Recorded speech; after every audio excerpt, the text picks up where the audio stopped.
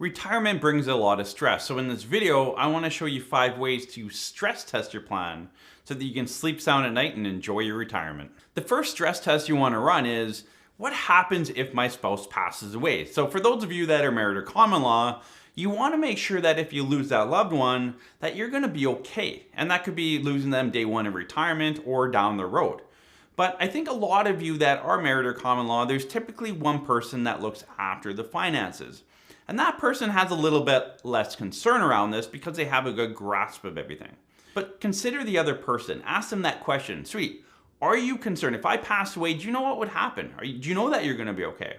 Their answer is probably no. So make sure when you sit down with your financial planner, run your planning scenarios, that this is one of them. Make sure that this is flushed out so that they know if they're going to be okay should something happen to you. If you're looking for that perfect Christmas gift, we are launching our masterclass sale this week for Black Friday. We are opening it up today, a little bit early.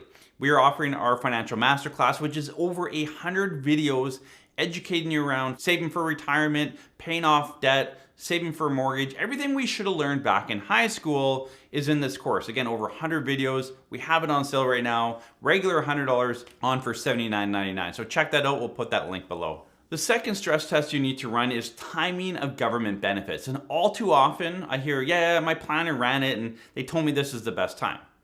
What you should be seeing is, what does it look like if I take CPP at 60, 65, 70, somewhere in between? Look at the different options. So know both sides of the coin. Don't be told when to take it. Look at the different options and how it integrates into everything else.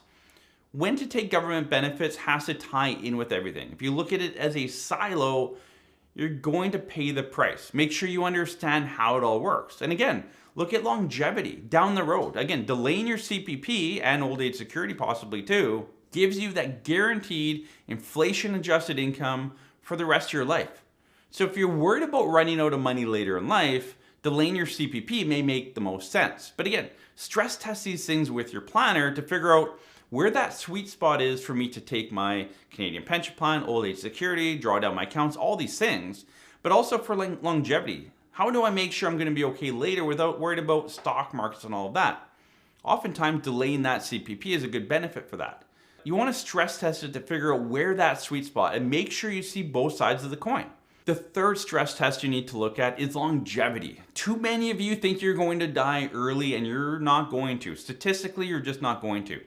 So if you're 60 years old and planning to retire, or even if you're 65, if you're middle class Canadian, you're looking at living into your late 80s. Like, that's the data.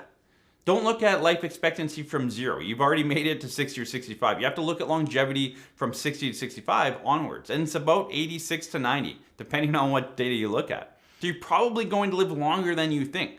So make sure you plan for that. If you only do a financial plan till, say, age 80 and you live till 90, do you have income in that time frame? Sure, you might have a bit of CPP and old age security, but I typically find these pessimists that think they're going to die early also then take their CPP early. So that benefit is smaller later, meaning that from 80 to 90, it's not enough to even put food on the table. So again, make sure you think about these things and stress test them as you go through the planning process with your financial planner.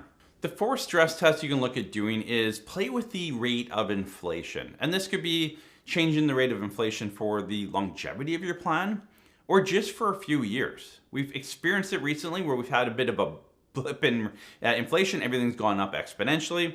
And for a lot of you that have just retired in the last few years, you feel the effects of that. You had planned based on a 2% inflation rate.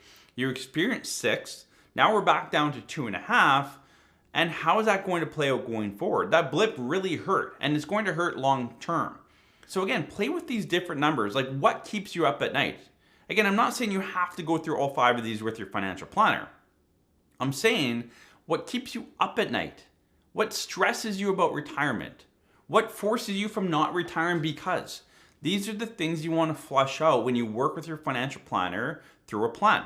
If your financial planner is not doing that, or maybe you're dealing with a financial advisor that's more on the investment side, reach out to our office. We'd love to help you out, map out your retirement plan, figure out what's the best for you based on a bunch of things, run through some of these scenarios, allow you to sleep at night, enjoy retirement, let you know when you can retire, where your money comes from, how to pay less tax, all of that. It's all built into our planning.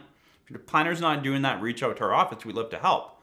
But you want to look at whatever's keeping you up at night, let's map that out. It could be inflation. So again, let's drive up inflation for a little bit, put it back down. How does it affect your long-term plan? Can you afford life later on in retirement if that was to happen? The fifth and final test a lot of you need to run is rate of return. And when we build out a retirement plan, our default scenario and our default numbers we use are 2.5 for inflation and 5 for rate of return. And many people spout out, I'm sure you're typing it below right now, saying, Adam, if you're only getting 5%, you need to change advisors. I don't disagree with you, but 5% is also a very conservative approach. And it's also from our FP Canada, which is our governing board. They come out with projections going forward on what we should be planning around. Again, that can always be changed down to 2%, up to 8%, 15%, whatever you want. It's fully flexible. And that's my point here. Within your retirement plan, look at a few different scenarios and strategies. And part of that is rate of return. What happens if I got 8%? What happens if I got 12%? What happens if I only get 2%? And we call it in our office the mattress test. Basically putting your cash under your mattress. Now, if we put inflation at 2.5, we'll do the rate of return at 2.5. So all you're earning is whatever inflation is. That's kind of worst case scenario in long term. That's never happened. So if we do that, we think, well, that's like worst case scenario. Can you still survive your retirement in that? And then ramp it up from there. Again, we talked to a lot of people say, yeah, I've been getting 12, 15% on my money. Okay, is that like for a 10-year period? Or is that just the last few years when the market's been really good? And we see it all the time. When markets are bad, clients look to review their account. There's more money movement between advisors. There's more transfers, all that kind of stuff.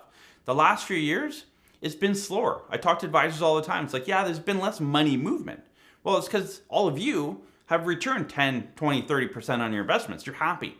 Well, the markets have been good. What happens when the markets aren't good? Are you going to be happy still? Does your plan still line up? Have you increased how much you're spending in retirement because you've made 20% this year? Have you planned ahead? When we have good years, we're going to have bad years. Have you planned ahead for those bad years? So as you walk through your retirement plan with your planner, make sure you're looking at different rate of returns if that's something you need to consider and look at that keeps you up at night. I'm always a conservative approach. We can always ramp it up from there, and we always look at that mattress scenario.